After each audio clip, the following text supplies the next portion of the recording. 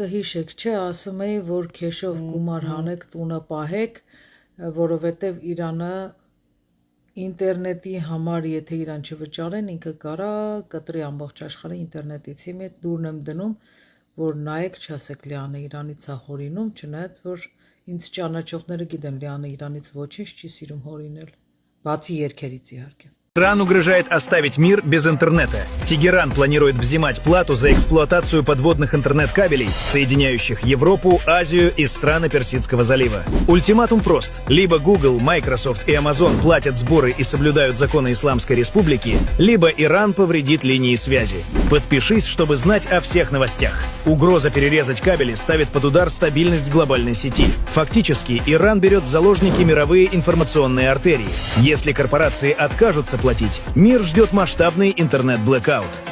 Иран угрожает...